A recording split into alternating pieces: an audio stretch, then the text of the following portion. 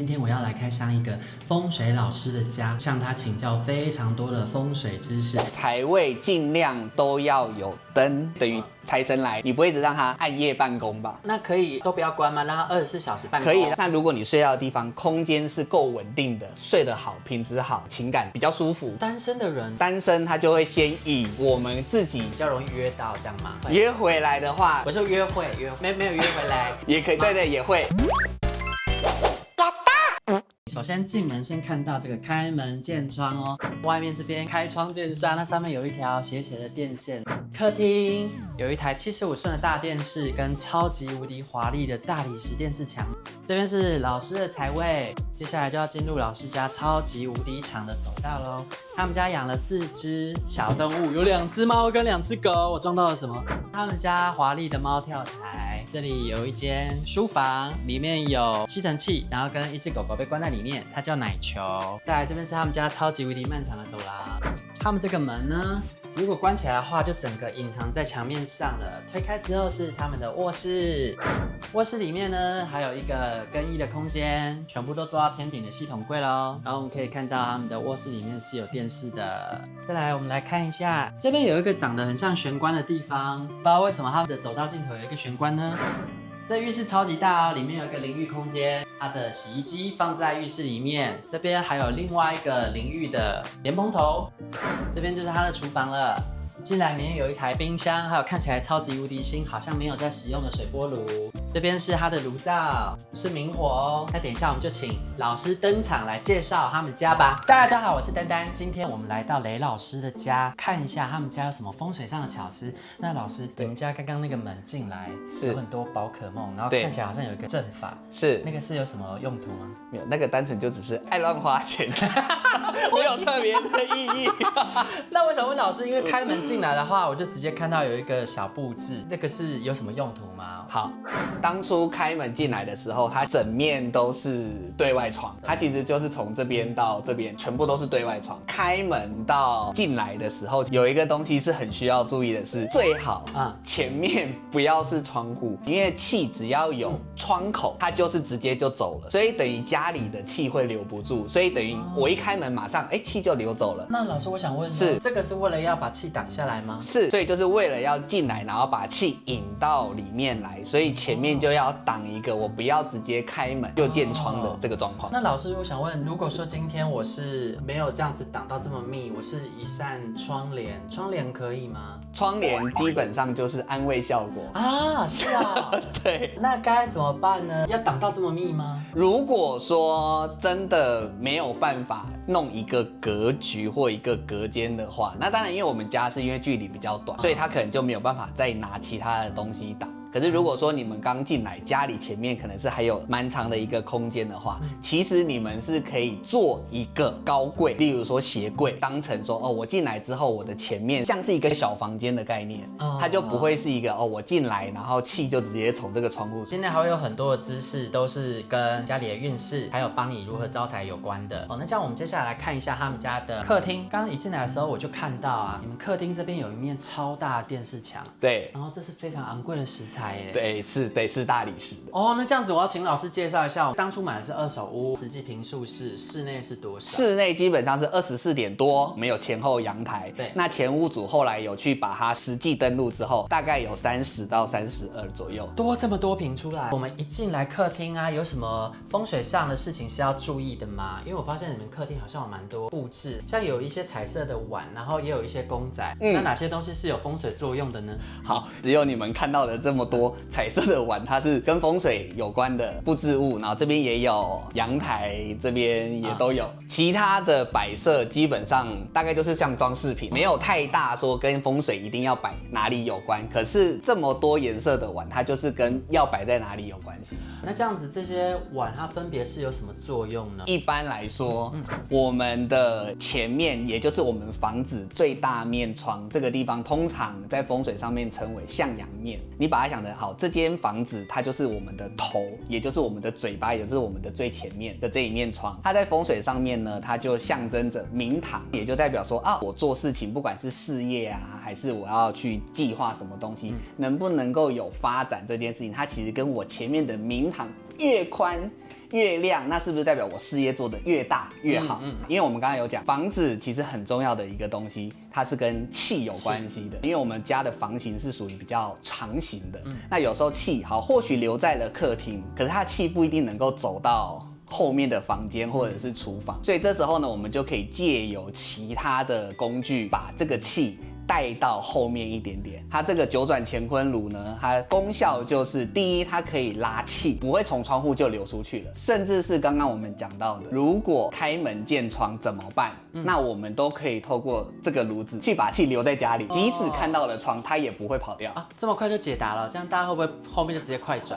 那我們把它剪到後面去，這樣。那這邊你說要聚氣嘛？那可是這邊有放鞋子，這樣沒關係嗎？好，因為其實這個鞋子是他忘記收起來的。好，這裡要剪掉啊。好，平時這裡不建議放鞋子，对，不要一直放着就好了，对不对？对，因為有些時候下雨天，那個鞋子濕了之後，你還是要拿到外面去稍微晾乾一下。但是我看到電視櫃下面也有，沙發後面也有。對，這時候呢就要講一個風水的概念，就是其實客廳呢，它在風水上面，它象徵着它跟事業有關係，那就變成說，那客廳哪個地方它像是主位的位置，基本上就是像沙發嘛，就像龍椅這樣子，它就是一個以它為坐向的。今天如果我們沙發設計的是在這個地方，你坐下去，我們來講客廳跟事業是有關係的位置。當你坐在這裡的時候，好，剛剛我們講到，是不是我們的前面就是跟我們的事業發展有關？那是不是這個也是等於事業的明堂發展？哦，我看過去的，你看過去的前方都是事業，所以你前面有這些爐子之後呢，好，一樣，它就是一個風水的概念，它可以讓你的事業推得更遠，因為它會有氣嘛，有氣就是會流動跟流轉的概念。但我發現這邊好像有一些櫃子，後面好像有一些櫃子，對，這些是有什麼作用？客廳它是跟主人的事業有關，那前面既然叫明堂，後面其實就是我們的靠山嘛。這邊是靠山，所以要高一點。對，靠山代表什麼？我事業上會不會有貴人？我在事業上做得穩不穩？有靠山一定說話比較大聲，比較穩嘛。你會看到下面它會有一個大概35到45公分的這個櫃子。對啊，因為這通常不就是床頭櫃之類，裡面要放棉被嗎？對，類似是這樣，它裡面是完全空心的。可是為什麼要做這件事情？剛剛我們從門口進來的時候會看到，其實我們前面就是樓梯，等於你現在看到的這一面牆的後面就是大家會走路的，來來去去這樣，來來去去的樓梯。那其實，在風水上面呢，包含你在公司上班，如果你的後面是走道，是不是很多人會來來去去？你會不安。第一，可能會影響你的專注力。再來的話，你說那我後面有靠山嗎？其實沒有啊，因為靠山就是一個很實在的東西，所以你一定要有實牆類的，這種才會叫做我後面有靠山。我們後面它是走道，就代表啊，那事業上可能就不會那麼的穩定。你說有人在你後面一直走動，是不是很像小人？那也會相對來講，小人會比較多。可是因為我們後面這邊，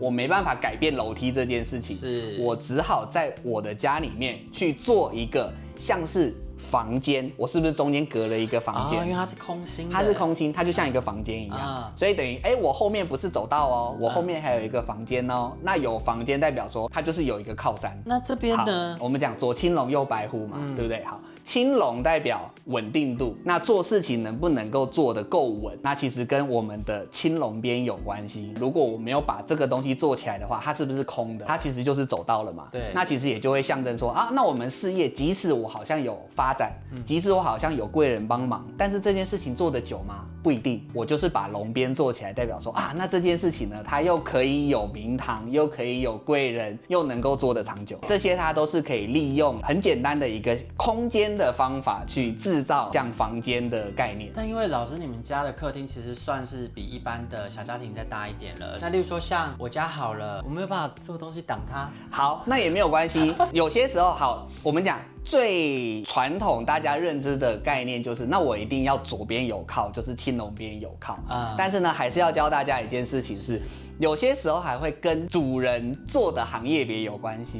因為有些人是左邊強一點好，有些人是反而是右邊白虎邊要強一點比較好。那像你說你右邊是有靠的，對，所以右邊就是白虎邊。那如果我們家裡是白虎邊比較強的，那個主人如果工作性質，他不是一般上班族，右邊他要吃技術或者是業務性質的、專業的，因為右邊跟能力有關係，它跟個人的技術專長有關係。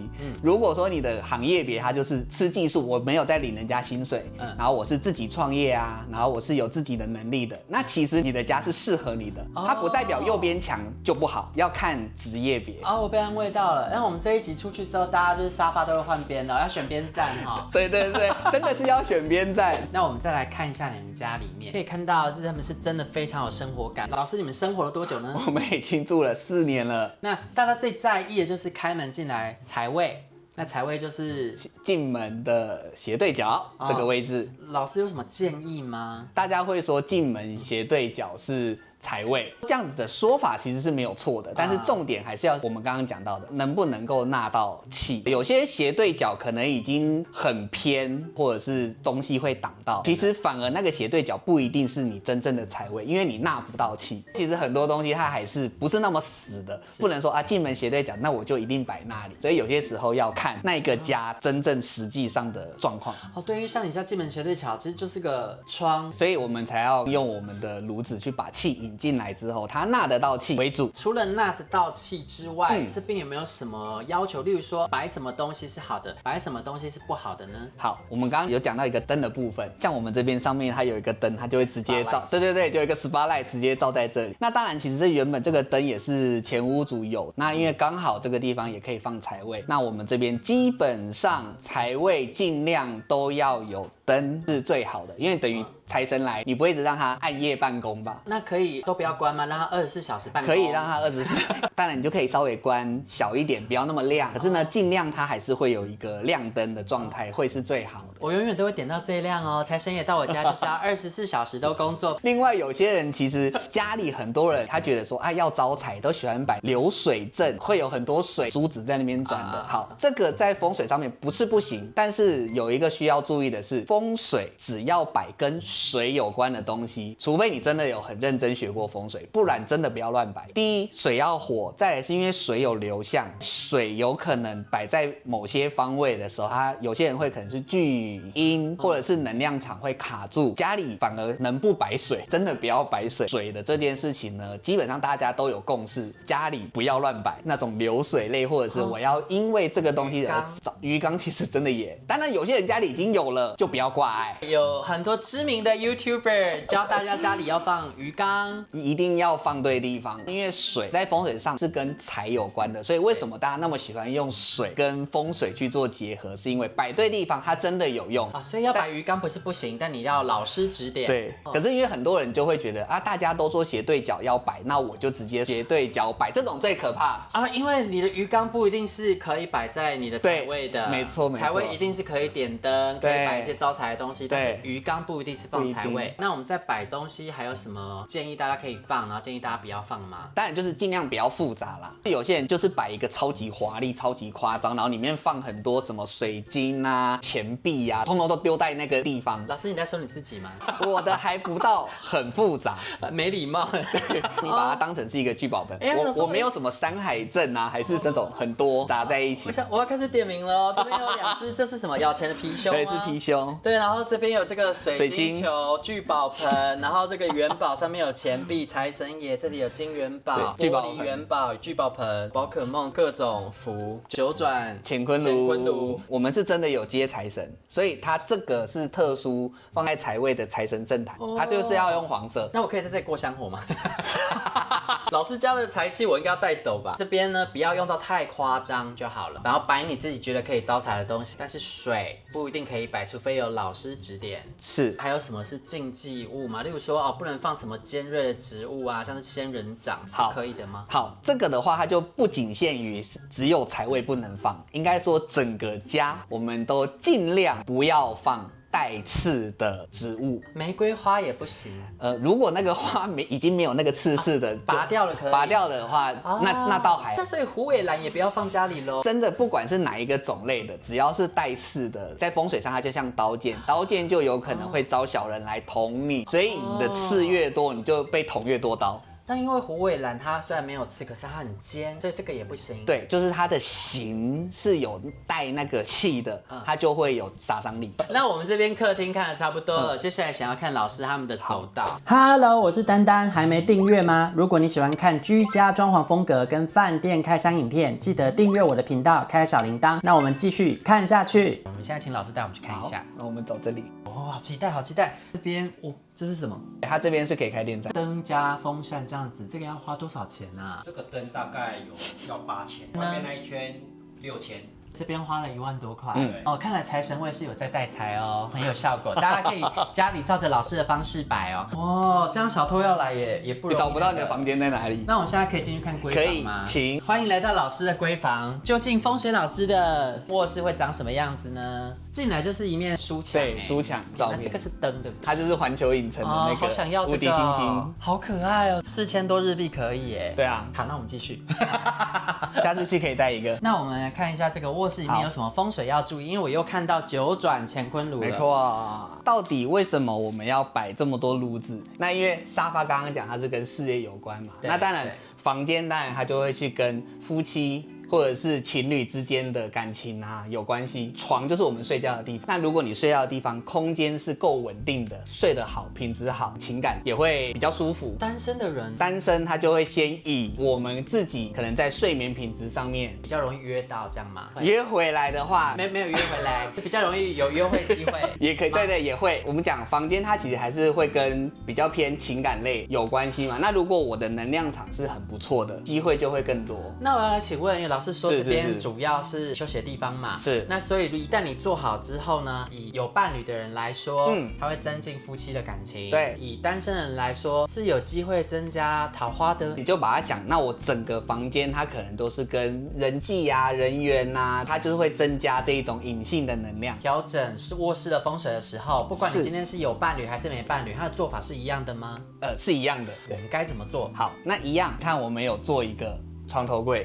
然後它一樣有一定的厚度，這麼厚嗎？其實是不用到這麼厚。如果說是在房間的話，那是不是我睡覺，我後面像是我有靠的一個東西，我不會說我頭懸空在這個地方，比較不好睡。可是如果你有一個床頭櫃的空間，睡眠品質真的會比較好。如果這直接靠牆的話，那你要看你後面有沒有房間。可是因為現在很多，我可能後面就是窗戶，已經沒有房間跟隔間了，它就是住大樓，那外面就沒有東西啦。那這時候你可能就容易睡不好。我們家是因為空間比較夠，所以我會做一個空間加收納。有些人的家裡它是比較小，寬度沒那麼寬的話，那你至少做一個3到5公分的木板實木。我有，對，超過5公分。對，你就大概要做這樣子，然後你就是坐在後面當成一個我後面有個房間。那我們還有什麼東西可以注意啊？可是有些人會喜歡擺花，因為房間它是跟人際有關的一個空間，所以花不是不能擺，但是只能擺鮮花。好，這個花你就把它象徵是桃花好。今天如果它就是一個盛開的狀態，那當然那個能量場就很好。稍微有點凋零的時候，那是不是代表說，我現在的狀態可能也要開始凋零？然後如果放假花或是乾燥花，你就會遇到虛情假意來騙你的。那這樣子還有什麼要注意的嗎？一樣是床的位置，這個概念呢，它叫做龍過堂。這樣做的時候，出入口在這裡，因為我們剛剛是不是有講到龍邊代表穩定，代表安定？如果事業，那就代表說我的事業可以很穩定。那在床是不是我睡的也可以很安定？因為門是在右邊，因為我門是在右前方，所以大家如果要稍微調一下床位，不知道說我到底要擺這裡好還是擺這裡好的情況下，大家也可以做這件事情，就是我把這個位置調到那我入口在我右前方，我就這樣睡。我又做對了，龍過堂耶！好，那我們接下來呢，來看一下老師他們的，這是更衣間嗎？對，是更衣間。我好像有聽說人家說有一些人他們房間裡面再有房間是不好的，對，這是真的嗎？也沒有那麼誇張，但是有一個東西它就真的不好。如果你的房間裡面是套房，是不是有廁所？對，好，那是不好的。其實說實在，當然現在很多人家裡都是這樣，他有的是什麼方便，但是能量或風水上面，廁所就是晦氣啊。你在你睡覺的地方弄了一個有晦氣的空間，那這個晦氣會不會不自覺就還是會流到你睡覺的地方？對，那房間還有另外一個，你就會看到我們裡面其實全部做的也都是系統櫃，它比較偏向是跟外面一樣，就是不特別去開它，它好像就比較偏向是一面牆的概念。對，好，這個呢為什麼要這麼做？其實也可以建議大家，如果未來你的房間是要做裝潢的話，其實建議做系統櫃的原因，因為很多人會說，那我有現成的櫃子，為什麼不買啊？對不對？可是因為現成櫃子，好，例如說，我們舉例以這個來講好了，它如果做出來的時候，它旁邊是不是就會有一個像是角角這個東西，在風水上還是一個比較像是切的概念，外面就叫壁刀了，它就像大樓的面，所以這樣子其實就像是壁刀。所以如果你房間有很多櫃子，這邊有一個，那邊有一個，是不是我房間有好多個壁刀？但只有一個沒關係嗎？這個是因為最近我們把它移進來，所以要擺東西，之前沒有啊。我一直吐老師槽，這樣可以嗎？不会，你真的沒有學降頭哈？沒有，对，它這個是其實算是暫放啦。剛好我現在就是錯誤示範，什麼叫做切？如果這個櫃子我是擺在這個地方好了，對我睡覺沒有影響，因為它切，它也切不到我啊。可是如果像這邊來講的話，它這邊就是切哪裡你就哪裡不舒服，所以其實呢，房間盡量不要有這樣子的櫃體會比較好。還有一個很重要的是，因為床就會有分左邊跟右邊，那這時候很多人也會問說，那我到底是要睡左邊還是右邊？因為我朋友也有問過我這件事情，那可能就會有人好奇說，那到底是男生睡左邊還是男生睡右邊？那今天如果是2個男生跟2個女生，那怎麼分？對，好，有一個很簡單的分法，它其實跟左右其實沒有直接的關係，它必須要跟剛剛我們的向陽面，就是我們最大上那一面窗，它就叫做向陽面。我會剪發音不標準的那個版本進去，比較會賺錢的那個人去睡那個地方。老師，我想問，如果說他們家臥室前後都有很大面的窗，那要怎麼分辨誰比較大？OK， 大門進來，通常前面的那一面比較偏向，當然我不能說是一定，但是我們是簡單先判斷方法，大概就是你大門進來前面比較靠客廳那一面大扇的窗，它如果是在這個地方，那這個床比較會賺錢的人就要睡靠那一個地方，還沒有那麼會賺錢要睡另外一邊。對，它其實跟男生女生或左邊右邊沒有關係，你就把它分比較是這間房子主力收入來源者，那就睡向陽面。這應該是一個放大的效果，基數越大效果越好，所以我們就是找你們家裡基數比較大的那一個去放大。沒錯。那如果說只有一個人睡的話怎麼辦呢？如果一個人他就沒有那麼明顯的差別啦，反正這個床都是屬於你，不會有人擋住你的能量跟氣。廁所跟廚房也跟招財有關嗎？廚房跟招財有關，那我們去看一下吧。好，然後我們來看一下後面這邊這個也是什麼？第2個財位嗎？好，沒有，它這個是假財位。這個啊，因為沒有地方可以擺了。這個地方超級無敵像進門的玄關。我覺得你真的很聰明，因為它其實原本它真的就是玄關，因為門在哪？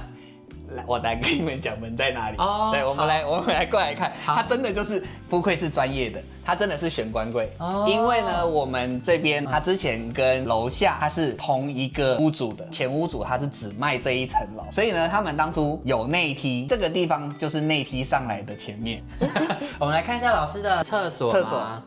你們這個廁所是2間打掉併成1間嗎？好，這是什麼意思？因為很多人的房間沒有這個大是不是？好，你看，可以旋轉跳躍。對啊，太扯了吧？這是怎樣？它原本其實就是廁所。好，那我們講它最原始的空間是什麼？好，原本的這個淋浴間的空間，它這邊是前屋主的浴缸。那剛剛我們是不是有講到說，樓下的內梯，其實內梯是我們洗衣機這一塊。但為什麼你們這邊會需要說裡面有一個淋浴間嘛，那外面這邊又有一個淋浴設備呢？好，2個人要同時洗嗎？沒有，那裡面就是人在洗的。那這邊的話呢，我們狗狗它就很聰明，它會自己來廁所上廁所，用這邊沖。想要問老師，剛剛有說廁所好像也是有什麼位置要注意的。對。那我們剛剛是不是向陽面一樣是前面？對，那邊。如果已經買房子的，大家不要糾結。可是如果你們現在是未來有計劃要買房，那你們稍微聽一下，如果我面向向陽面，廁所盡量是在後面，因為我們現在已經在房子的最後面了。門口就像嘴巴，它就是一個氣口。那後面呢，比較像是我們的屁屁。廁所本來就是濁氣比較重的，那我們當然就是放在後面，它是適得其所。可是如果你的廁所是在中間或者是在前面的話，那就很像是我一進門，好像我嘴巴就聞到味道，或者是吃到髒髒的東西。這個概念在風水上的話，會建議好，第一是放後面，是再來的話就是左青龍右白虎，龍邊偏陽，白虎偏陰。那廁所是陰的，我們是不是面對窗的時候，是不是我的馬桶啊，我的廁所其實偏右半邊，偏陰的我就是放右邊，陽的我就放左邊。所以等一下我們去看廚房的時候，廚房是陽，因為它也是財，所以我們家的廚房就在後面的左邊，它就在龍邊。好，我們現在去看廚房。好。所以我們現在来看這邊，我就很期待了，因為我們廚房裡面呢就会有很多機器嘛，像冰箱、瓦斯爐、洗碗槽、大型的像是烤箱啊這些設備，那他們有什麼擺放上的規則呢？好，有，那我們就進來看一下。到了廚房之後呢，第一大家通常都會問說，那我的爐灶跟我的洗手台位置要怎麼放？它配置還是會有一個左邊、右邊，或者是如果我原本要設計的時候，我應該怎麼擺？這個時候呢，我們剛剛是不是有一樣，左邊是龍邊，右邊是虎邊？那我們廚房最重要的主人是誰？那當然是瓦斯爐嘛，它就是爐灶本人嘛。廚房的主角是他。當你坐在這裡的時候，右邊放水槽，因為水偏陰，我們的爐灶靠左，水槽靠右，這個是好的擺法，它就代表金錢能量運作，它是順的。可是如果今天我們好左右顛倒，它是不是代表說我做或賺錢，它就會相对來講是會卡的，或者說事情會反覆，或者是不如我想的。它其實還是在金錢賺錢能量上面呢，它會有影響。那這樣子，除了爐灶之外，我們其他機器有什麼要注意的嗎？好，還有另外一個就是大家最重視的說，那冰箱到底要放哪裡？对不对？好，其實冰箱放哪裡不一定是重點，但是有個重點是冰箱門它不要對爐灶，門一打開它就是冷氣，可是爐灶是熱氣，剛剛一樣有水火會相克，所以它不要打開之後就是爐灶。有的人他是中島，後面是爐，前面才是水槽，那這個時候呢？那這樣子的話，反而我覺得沒有那麼嚴重，因為畢竟它等於像是隔開。哇，那有錢人都不会受影響啊！你们因為他們都是中。那我們回到客廳去跟老師聊一下。好，最後呢，想要請教老師，如果預算不足，我只有1萬塊，可以去改善我們家的氣場，老師建議應該要把錢花在什麼項目上？對我來說，居家風水最重要的2件事情，第一個一定是擋煞，因為煞對我們的不管是運勢上還是健康上也會有影響。再來的話，第二個一定它是跟納氣有關係，因為氣留不留得住，也對我們家裡居住的人的身體健康，或者是運勢，或者是財運、財氣進不進得來，有關係。那我們最先優先處理。如果有問題的話，到老師的 IG 去詢問，因為我也是外行的，問我沒有用哦，我什麼都不知道。喜歡這期的話，記得幫我按讚、訂閱、加分享。下一集繼續跟着丹丹出去玩，吃喝玩樂不打烊，拜拜。拜拜。